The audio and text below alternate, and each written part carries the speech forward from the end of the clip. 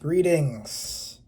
Hello, fellow film nerds, presumably. This is the movie update, new YouTube series of mine. I just wanted to talk about all of the new movies that have been coming out recently. I've been seeing a lot because I'm a film major. My name is SantiSimms, by the way. I'm a film major, and movies have been down bad for really since COVID. But we're finally, since 2025, I feel like we're finally bouncing back. I looked at my Letterboxd, which, I'm going to put the link in the description, the bio, to check out my Letterboxd. You can follow that. But I was checking it, and I realized there are 16 movies that have come out in the last year that I've seen, this year, in the last 6 months. And I feel like since I got Letterboxd, I haven't seen that many new movies. But there's so many good new movies coming out. And people don't know, not everybody knows. People are still complaining nothing new coming out these days. Man, there ain't nothing good coming out these days. Well, I'm here to tell you that there is good stuff coming out these days. So I got these 16 movies on a list here. I'm going to rate them. I'm going to talk a little bit about them. And I'm going to, give my recommendations. And that way, you can be updated. Let's get started. All right, and I'm going to be ranking from the bottom up. So, starting off with number 16, there is the horror movie Together, horror, drama, thriller, starring Allison Brie and Dave Franco. I had to tap in when I saw the trailer for that because I'm a big fan of both of them and, horror, and it seemed very interesting. And it definitely was an interesting concept. Left me a little befuddled, honestly, that one. I give it, solid 3 stars, but no likey because I don't know if I liked it. I kind of have mixed feelings about how it ended and also how the story progressed. I think they both did a great job with their performances, of course, but I don't know. I don't know about all that. Seriously. I don't even know what I want to say about it. Main thing I'm going to say about it is it's the type of movie you gotta watch to form your own opinion about it. So while I won't necessarily say this is a recommendation, you have to see this, have to see it in the theater, I'm not going to say that about this movie, but if you do want to see it, you're in for an interesting ride. I promise you that much. It was very bizarre. And if you got relationship issues, it's all about relationships. So maybe you watch it with your partner, maybe don't. But Together, number 16. Number 15, I have The Running Man 2025. I watched that one a couple months ago with my dad. And, he likes action movies. He was actually telling me that it was the remake of an original. I can't remember when the original came out. Might check that out at some point. But very interesting concept. Not a huge fan of Glenn Powell, but he actually did do a really good job in the starring role of this film. It had great action sequences. I remember specifically, really enjoying a lot of the one-liners. I was great action, a lot of good one-liners, and I think the whole thing was it was kind of formulaic, but it was pretty fun. They kept me tapped in through the whole experience. I give it 3.5 stars and a like. Overall, just solid action, solid sci-fi, high concept action film. You know what you're going to get going in, and it delivers. It delivers. So, number 15 is The Running Man, and I would recommend you watch that if you enjoy action movies, if you enjoy dystopian sci-fi sort of concept. It's more of a dystopia than sci-fi. futuristic dystopia. Is that your bag? You know, you like Divergent, Hunger Games, that sort of thing. Running Man, solid movie. Think you'll like it. All right, so number 14, and this is the first one that I would say you absolutely have to see it in the theater, or I say would absolutely prefer to watch it in the theater, is Michael. Michael was definitely a great theater experience. Now, I mean, is it like a really deep delve into like the real life and history of Michael Jackson?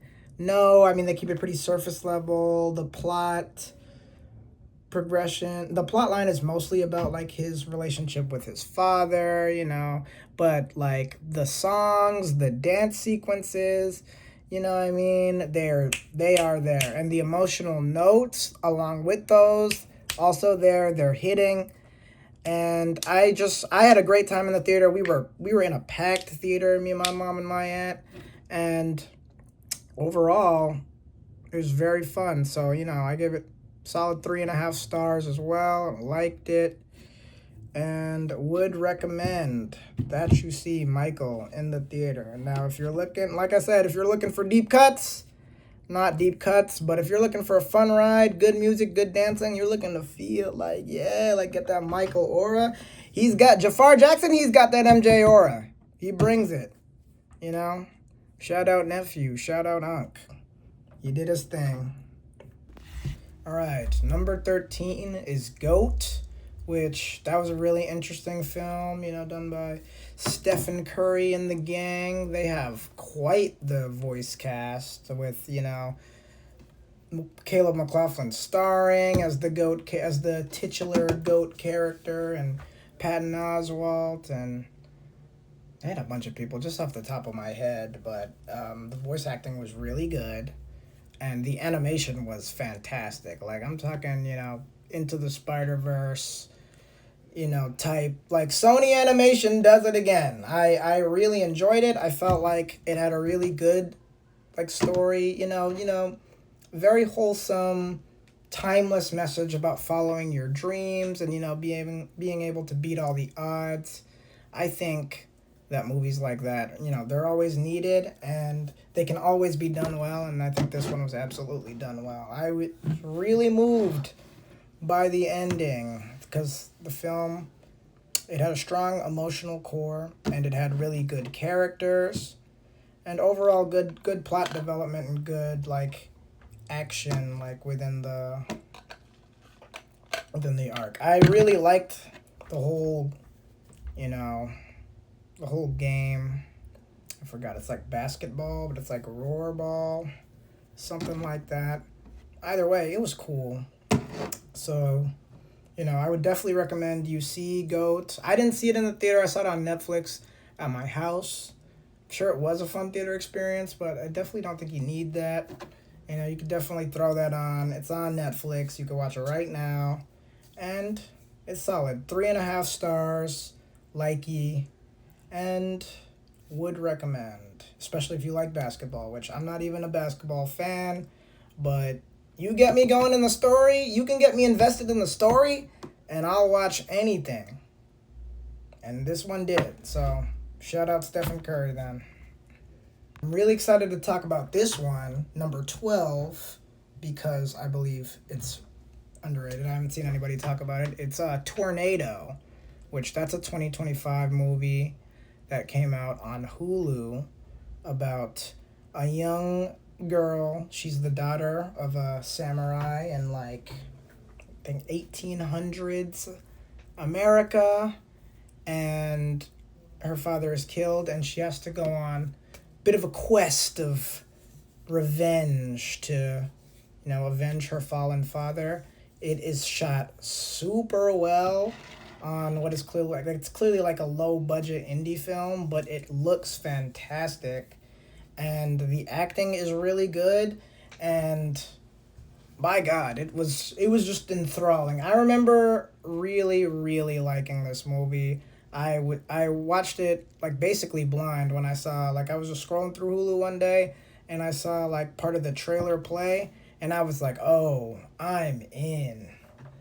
You know, if you like Japanese culture, if you like strong female protagonists, if you like action movies about revenge or period pieces that take, you know, interesting, unique routes, I think this movie's got a lot going for it. And, you know, never even heard of it. And like, I never even heard of it. And it's pretty new. It's like fresh out the box. So yeah, number 12 is Tornado. I also gave it 3.5 stars, and I really enjoyed it. I really would highly recommend that you watch this one, honestly, if you enjoy film. It's number 11 is one that you probably have heard a lot about if you're on the internet these days or have been on the internet the last several years. It is Kane Parsons' The Backrooms. Now, I really, really enjoyed my theater experience on this one. I went to go see it with a bunch of friends at like Phipps Plaza. And what I will say is the reason this isn't rated higher on my list is because I feel like while it has very strong direction, there's kind of the characters were a bit lacking in that movie for my taste. You know, their arcs were, they felt incomplete. Like, it felt like we got from A to B too fast. Like, not a lot in between. That being said, the production was off the charts. It was really exciting seeing what the Backrooms was like inside. I'm not a huge, like, longtime Backrooms fan. I've been aware of them, been aware of the Backrooms since like 2022, but I was never like super deep into the lore of that. I did look at like an hour-long YouTube video explaining the lore of the Backrooms before I went to go see the movie, because I like to get informed like that. And by God, it is fascinating. And Kane Parsons is a fascinating part of that whole lore thing, because he's been expanding the lore for years. And I love that this movie got made. I love that A24 gave somebody even younger than me millions of dollars to direct their masterpiece. I do think this is better than something I could have made if you gave me the same amount of money. So, like, not pooping on it at all. Still giving it 3.5 stars and a like. I very much enjoyed it. I just felt like there was a lot of potential left on the table. There was so much potential with what they were building. But, you know, there's always more movies. There's always more opportunities to deepen the lore with something like Backrooms with an open source canon. It's just, it's fascinating. And I think Backrooms is absolutely worth going to see in the theater. I think I would definitely recommend you go see it in the theater. But, you know, if you want to watch it at home, I don't think it's out yet, but that would be cool. If you're at all a fan of the Backrooms, I would say watch it. So, now we are entering the top 10. Top 10. And number 10, starting off strong with the Pizza Movie. Yes, Gaten Matarazzo. And American High Shorts, like, they, like, produce movies now, which is awesome, because I've been following those guys for years. Like, they do sketch comedy, and like a bunch of them showed up in this movie, and I had so much fun with this movie. It is a comedy on Hulu about doing drugs in college and getting into crazy hijinks. I find that really relatable as someone who was just in college and has done a lot of drugs, specifically psychedelics. So, you know, there's that. I love Gayton. I love all the actors in it. It has like a really good cast and is just really funny. You know, I enjoy good original comedy, which that's what this is. You know, it's absurd, it's like surreal, and, you know, it has like really cute like messaging about friendship and relationships, like in the general sense. I think, you know, I would definitely recommend that you check this out. Like Tornado, I mean, this one has more marketing, this one's been more talked about, but I do think this movie is underrated and that more people should check it out, which is why I'm excited to talk about it. because, yeah, like, solid 4 stars. Really liked. Watch the pizza movie, guys. Not that much more to say about it. Number 9. Another banger. It's going to be bangers from here on out, but They Will Kill You. This is actually the movie that, at the time of me recording this, I've watched the most recently. I watched it like last week, like a week and a half ago with my dad, and they added it on Max very recently, and he just opened Max and saw Zazie Beetz killing people, and he was like, let's watch this, and I'm like, I'm in. And by God, this is a fun movie. This is a great movie for so many reasons. Zazie really shines as she kills people. I don't want to tell you too much about the plot, but she's got to save her sister from like this evil cult, and it gets very insane very quickly, and I love that. I think this really deserves to be a blind watch, because that's how I had so much fun with it, because I'm watching this movie like, what is going on? Like, what the hell? What the freak? What the heck? What's going on? And like, we were having fun, bro. It's dark, gritty, and intense, but like also hilarious, just for so many reasons. It is deeply reminiscent of like Kill Bill and has like Atlanta vibes. I was describing it to my friend and I was like, Kill Bill meets Atlanta. They Will Kill You, starring Zazie Beetz. And doesn't that just sound great? So yeah, if that at all interests you, please watch They Will Kill You. It's on Max. And by the way, number 9, that was 4 stars. And so is the one that I'm going to talk about right now, number 8, which is Predator Badlands. Now, that one is a 2025 that I watched. I want to say I watched that one in January. It's been a little while. But I will say, I love the Predator franchise. Or, at the very least, I really liked Predator, Predator versus Alien, Prey, criminally underrated. They're not all bangers, but some real... Predator in particular is a classic, and then, of course, Prey, I think, is an underrated banger. I gave that one like 4.5 stars, too. Me and my friends watched it. But I've always been interested in the Predator, the idea of a Predator being a protagonist, and the idea of learning more about like their planet and their home planet and their culture. And this movie delivers on that in like a pretty solid way. And, you know, our main guy, Predator Man, I can't remember his Predator name. He's pretty cool, but he's like one of them, the lower predators, and he has to go to this planet to prove himself.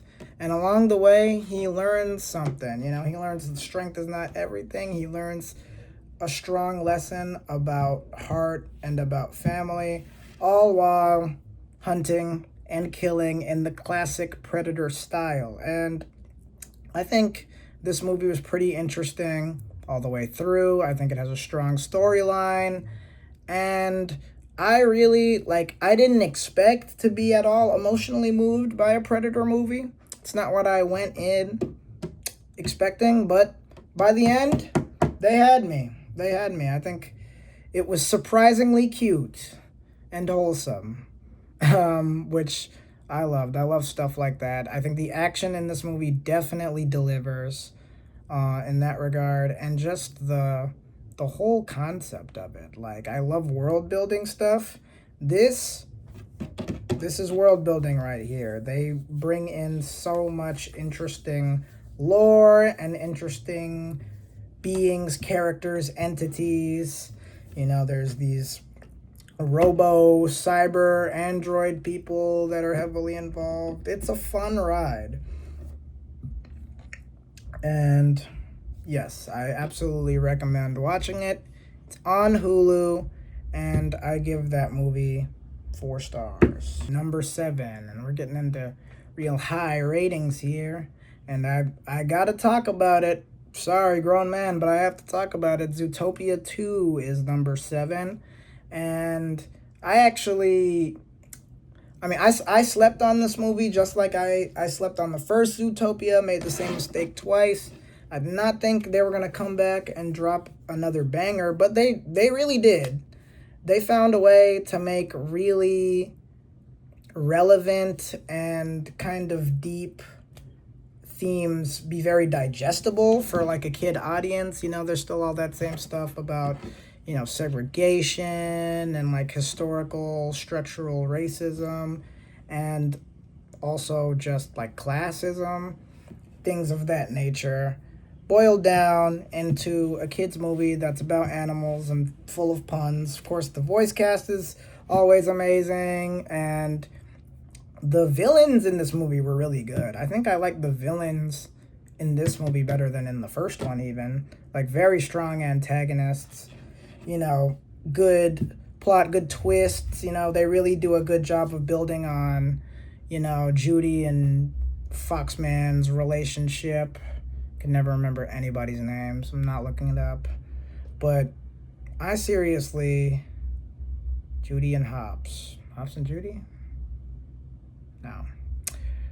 I would really heavily recommend that you watch Zootopia 2. It's on Disney Plus. I think it's on Hulu too. Or those like a bundle deal. But yeah, man, it's fun. It's funny, deep, interesting, all around good time. I give that one 4.5 stars. Furthermore, the rest of these movies from now going forward are basically masterpieces in my eyes. And the one I'm talking about right now, I really, really enjoyed. Like, I love this movie. Frankenstein 2025. Jacob Elordi as Frankenstein. I mean, that guy can manage to, you know, make anything hot and steamy, because I know shawty's thought he was fine as I was Frankenstein, and he managed to pull Mia Goth as Frankenstein. So, but no, seriously, the story in this one is riveting. I love the way they play with the chronology there and how they delve into it. Oscar Isaac, Mia Goth, Jacob Elordi, all really memorable standout performances. They were just cooking the entire time. Everybody on the cast was good. The setting was full, rich, and the storyline, like the original Frankenstein novel, which I have not read, but I think I get the idea at this point. But I mean, it's poetic. It's poetry. You know, you feel that, and how they talk and how things play out. The, you know, the ups and downs, the tragedy of Frankenstein's very existence and everything that means. It's all very well encapsulated in this film. It is long, but I do feel like it's worth the length. Like, they're not messing around with the time there. And yeah, 4.5 stars, easy. That's an easy 4.5 stars. Considered giving it 5, but not all the way there for me. But it is really good, and you should watch it. It's on Netflix. Number 5, another very talked about movie that I feel will definitely be considered a classic in the years to come is Marty Supreme. I have at number 5, and I don't care what anybody says, Timothée Chalamet did his big one. Now, I think Michael B. Jordan definitely deserved the Best Actor Oscar, but if it wasn't for him, I would think Timothée Chalamet's a shoo-in, because he was acting his butt off. Now, I hated this Marty Supreme guy, but this movie was fun to watch. While the tension escalates the entire movie and he keeps making these self-destructive, insane decisions, I couldn't help but be like hooked. I was enthralled. I wanted to see what he would do next, because he would do anything to accomplish his goal. And I think that mindset is very prevalent in our current society, hustle culture and the whatnot. But I think overall, the message here is clear. Do not do that by any means necessary stuff, bro. Like, Not any means. Not robbing and scamming and eating ladies out in the park. Like, why are you doing that, bro? No, but this movie was great. You know, not everybody's going to agree with me on that. Gave it 4.5 stars. I think it's incredibly memorable. You know, similar vibes to like Uncut Gems, but with a more likable protagonist than that movie, I think. But he is pretty bad, but it's like you love to hate him. If you haven't already seen it, it's not in theaters anymore, but do think it's got to be out on something. It's out on HBO Max. Watch it. Number 4, I have the banger dramedy. Is it a comedy? Thriller comedy. No Other Choice by awesome director Park Chan-wook. He did Old Boy, which Old Boy 2003, if you haven't heard of it, one of my favorite movies of all time. Me and my friends compiled a list. I might make a video about the list. We compiled a list of the top 20 movies of this century, and we put collectively Old Boy at the top at number 1 because it is just that good. This is the same person who directed that movie, and No Other Choice is also absolutely a banger. It's not better than Old Boy, but it is really, really good. The performances are intense and raw. It's about a businessman who decides that he has to kill the competition in order for him to get ahead. He gets laid off, and he decides he has to kill these few other guys so that he can get this like high-powered, high-paying job. And it's about, you know, desperation. It's about what you would do to provide for your family. How far are you willing to go to get your dreams in life?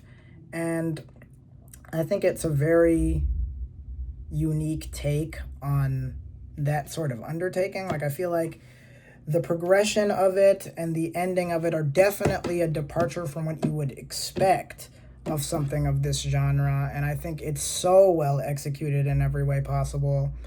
I love that movie. So good. I mean, he had no other choice. No other choice. 4.5 stars. Also nearing a 5, but not quite. Old Boy's a 5. But absolutely, it's on Hulu and Disney Plus. If you haven't seen it, if you like Korean films, if you liked Old Boy, or you liked like Parasite, or, you know, Korean drama thriller films, you'd like this movie, and you should watch it. You have no other choice. All right, number 3. You're probably like, how have you not talked about this movie yet? And then you're probably gonna wonder how I don't have it a little bit higher. But hey, number 3 out of 16 is pretty good. I'm gonna talk about the indie hit by director Curry Barker, Obsession. That movie was quite the theater experience. I want to say one of the best theater experiences I've ever had. Probably the best that I've had in the horror genre. One of my favorite horror movies. Instantly, cult classic. I mean, it's low for under $1 million to put out a banger like that, and Curry Barker's also in his 20s. Like, we are eating the young filmmakers in the young filmmaker community. I love to see it. I was in a small theater in Rosemont, Illinois, and there were all these teenagers in there, and I remember I get in there and I'm thinking like, oh my God, like they're gonna be, you know what I mean, like they're gonna be whack, or they're gonna be like acting up or whatever, but like everybody in the theater was locked in because Nikki just had you like that. Like, it's like, oh, bro, the car scene, bro, the like, spoiler alert, because now I'm gonna talk about the plot for this movie. Spoiler alert. Nikki was great. Indy, who played Nikki, was great. But Bear, oh my God, he was a bad guy. Bad dude.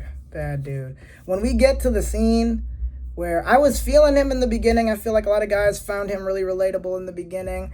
by the time we get to the point where she's begging for death, and he's still talking about some, would it be so bad to be with me? Like, I recoiled. I was disgusted because I was like, how could he be such a selfish monster? But like, it's poignant commentary because, as Curry knows, as many knows, there's a lot of guys like that who are wolves in sheep's clothing, who, claim to be nice guys, but would do something like take the bodily autonomy from a woman he claims to love. He did not love Nikki. He was obsessed with her. And the movie is really about his obsession with her, how he can't let her go.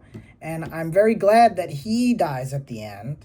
I know Nikki's not going to have any fun. I know her life is going to be miserable, but he had to be the one to go, not her, because that sends a message that it's like, those are the reasonable consequences of his actions. And the way that there were so many different points in the movie where he could have pivoted, where he could have saved things.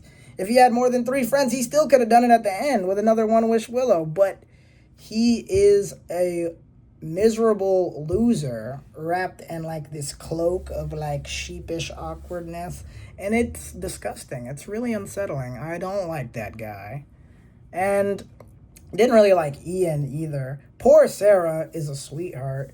I can't believe how bad he fumbled the bag there, because Nikki does not like him and Sarah does, and he is crash over Nikki. Like, open your eyes. But yeah, Ian's a bad friend too, because he was also sleeping with Nikki for 2 years and neglected to mention this to his friend who's in love with her.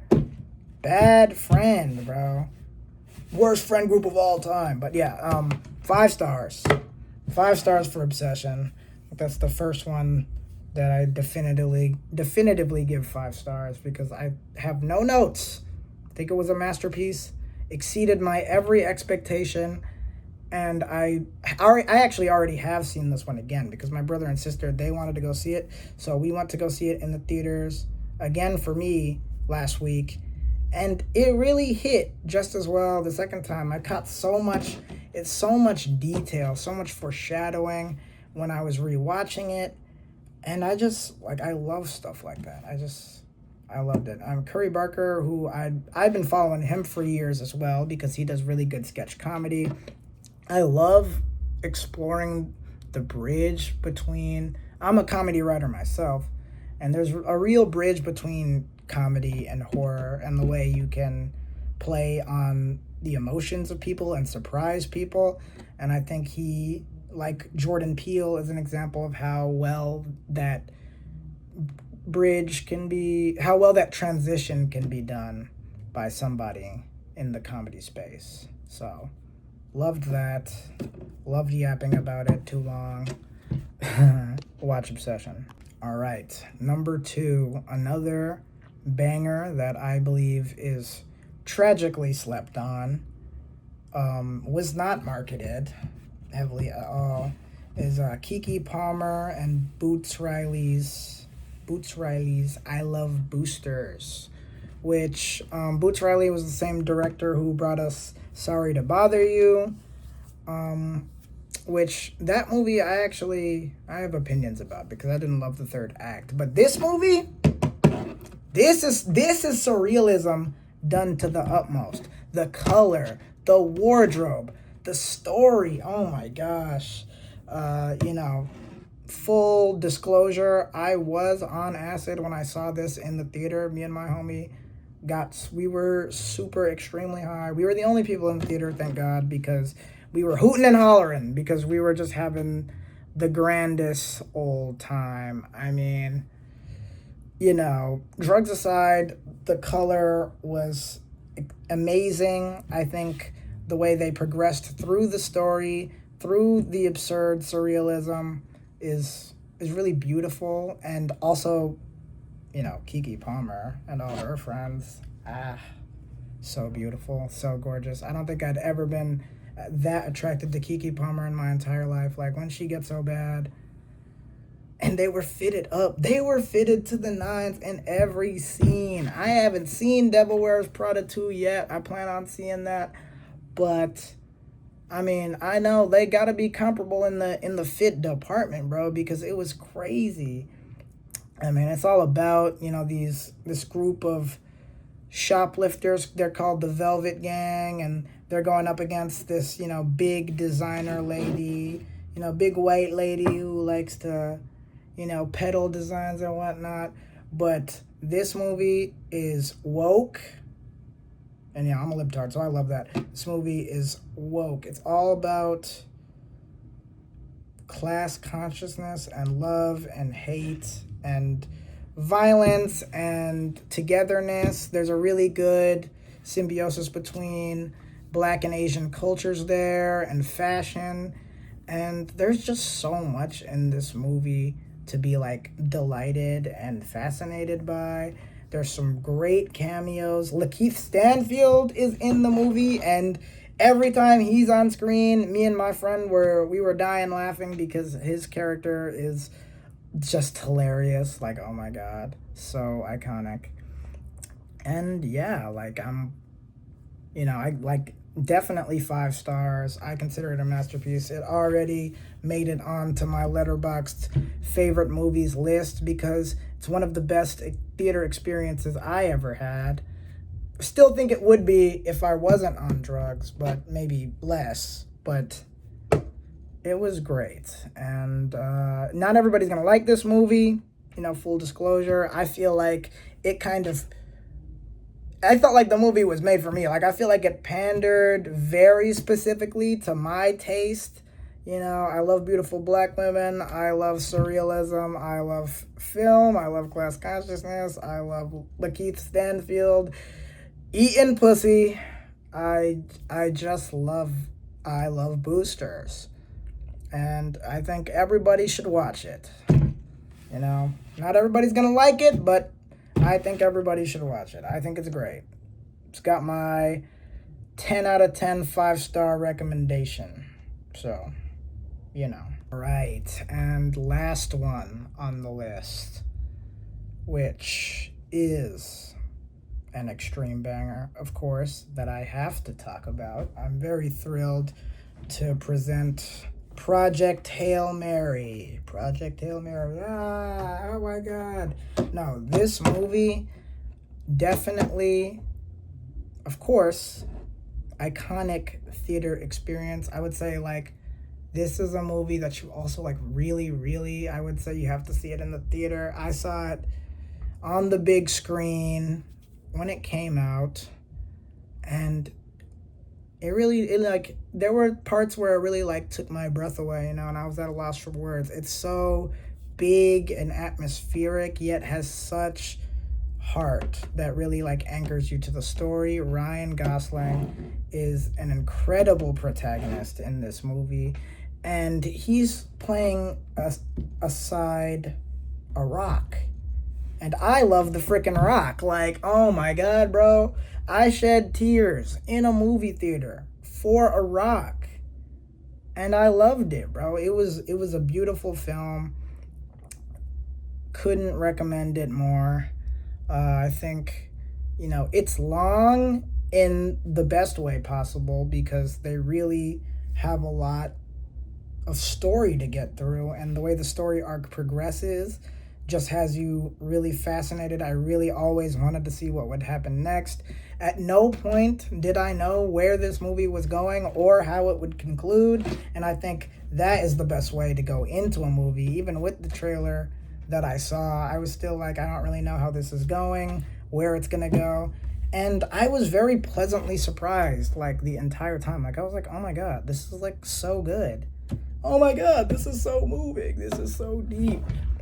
And it's hopeful. I think I really gravitate towards movies that have a beautiful message on top of the whole plot performance thing. And this movie has everything that I look for in a movie in spades. I mean, it's high concept. It has great performances. It has a great story. And it has a great message. It's just all around banger. 10 out of 10. And it's a movie that you have to see. Now, Project Hail Mary is probably out of theaters by now. But it's probably on streaming at this point. Yeah. Well, it's out of theaters, but you need like an MGM subscription. It'll be out on something good, but it's highly rated for a reason. You've probably heard about it because I know people have been talking about this one. It is absolutely worth your time. And with that, that is the final movie of the movie update. Now, there are already so many movies that I plan on going to see. Like, I still haven't seen Devil Wears Prada 2. I still haven't seen the drama. Supergirl comes out this weekend, which I was excited for, but the reviews for it are looking kind of poopy, which is kind of sad. But there's so many new movies coming out right now. I feel like the people gotta know there's movies you can go out and see. This is a big change. There was a dead zone from 22 to 24. I probably went to the theater like 4 or 5 times across like 3 years. I've been to the theater like 8 times, and like the last like this year total, I've been to the theater like 8 times. It's crazy, and I love it. I love that movies are back. I want to make movies. I want to work on movies and see movies and talk about movies. I think we are in a really good era right now, and I'm very excited about it. And I'm excited to talk more and make more YouTube videos. So, hit that like button, subscribe. We're going to be active this summer. So, stay tuned in. See you guys on the next update.